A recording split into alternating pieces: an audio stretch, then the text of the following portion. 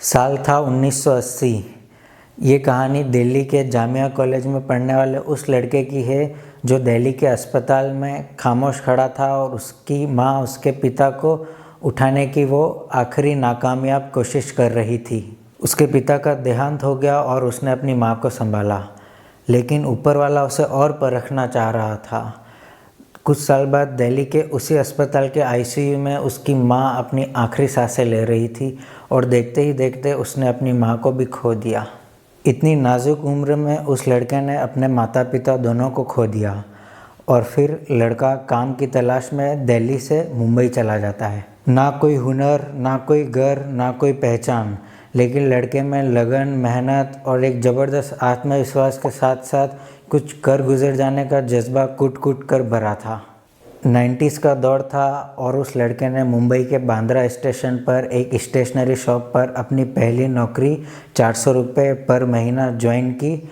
वो उस लड़के की दस्तक की पहली शुरुआत थी। एक दिन उसी स्टेशनरी शॉप पर उसकी मुलाकात नीता चंद्रा से हुई। नीता धारावाहिक में पर्दे के पीछे काम करती थी। नीता ने लड़के को देखकर कहा कि स्मार्ट हो, अच्छा बोल लेते हो, इंग्लिश भी तुम्हारी अच्छी है, धारावाहिक में पर्दे के पीछे काम करोगे? तो लड़का बोला, क्या काम है? नीता ने कहा, सेट जमाना, बिखेरना और सेट की साफ़ सफाई भी। तो लड़का ने बोला कि पैसा कितना मिलेगा? तो नीता ने कहा 60 रुपये रोज़ाना मिलेगा। तो लड़के ने हाँ कर दी। वो उस लड़के की मंजिल की पहली सीढ़ी थी।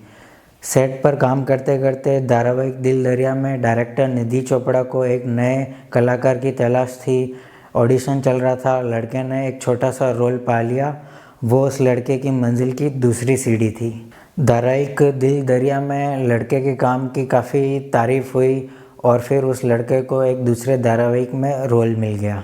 धारावाहिक का नाम था सर्कस और सर्कस में उस लड़के ने कमाल का दम दिखाया। 1991 का दौर था जब डायरेक्टर यश चोपड़ा अपनी फिल्म के लिए एक नवयुवक विलन की तलाश कर रहे थे। ऑडिशन चल रहा था। लड़के ने उस फिल्म में विलन का रोल पा लिया। वो फिल्म थी डर, जिसमें हीरो सनी देओल थे। तब सनी देओल, धर्मेंद्र और हेमा मालिनी का पूरे बॉलीवुड पे जलवा छाया हुआ था और उस लड़के ने अपने अभिनय से फिल्म डर में सनी देओल को डरा डाला। लड़के ने बेस्ट फिल्म फेयर का अपना पहला अवार्ड जीता और यश चोपड़ा का खास बन गया।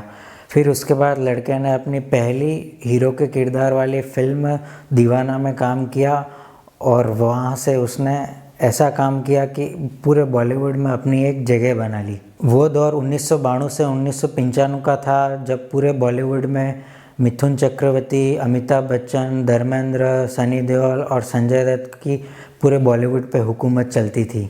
फिर उसके बाद फिल्म बाजीगर के लिए डायरेक्टर अब्बास मस्तान ने बहुत सारे एक्टरों को फिल्म के लिए कहा, बट सारे एक्टर ठुकरा चुके थे और उन्होंने उस लड़के को अपनी अंतिम कहानी सुनाई और लड़के ने हाँ कर दी। फिर फिल्म बाजीगर में उस लड़के ने ऐसी बाजी खेली कि इतिहास बन गया। बॉलीवुड को अमेरिका और यूरोप के बाज़ार तक पहुंचाने वाला यही पहला लड़का है। At the age of 27 a debutante, at 32 a superstar, at 42 biggest movie star in the world, also at 42 41st powerful person in the world, at 52 number 1 richest actor on earth. अच्छे एक्टर तो बहुत सारे हैं, लेकिन शाहरुख खान कोई करोड़ों में एक इंसान बनता है। दुख तो बस इस बात का है कि पूरी दुनिया में जो सिर्फ माँ ही मानती थी कि वो एक बड़ा आदमी बनेगा, वही माँ उनकी एक फिल्म तक नहीं देख पाई। इन सारी चुनौतियों को जीतते हुए वही तो बन पाया द किंग ऑफ बॉलीवुड। तो ये थी हमारे किंग SRK की जर्नी कि कैसे एक व्यक्ति जिसकी पूरी दुनिया उजड़ गई थी, पूरा परिवार जा चुका था, और कैसे उसने अपनी एक नई दुनिया खड़ी की, नया परिवार क्रिएट किया। यकीनन शाहरुख खान करोड़ों लोगों के लिए एक इंस्पिरेशन है। इसमें सारी बातें कवर नहीं हो पाई क्योंकि उनके लिए बताने को बहुत कुछ है, बट जितना हो सका उतना बताया है। वीडियो अच्छा लगा हो तो चैनल पर बने रहे और मिलते हैं फिर अगले वीडियो में।